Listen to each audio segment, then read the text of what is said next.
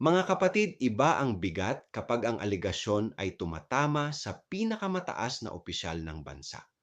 Sa pag-amin ni Zaldico, hindi lang basta corruption in government ang usapan.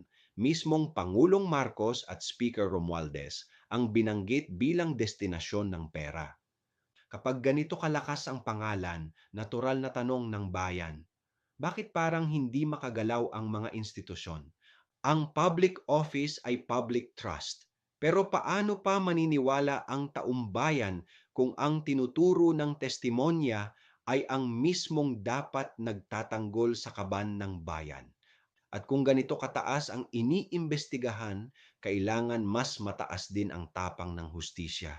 Hindi takot, hindi tiklop. Ako si Padre Jesse Galilea, may pusong Pinoy, kasama mo sa pananalig at pakikibakang panlipunan.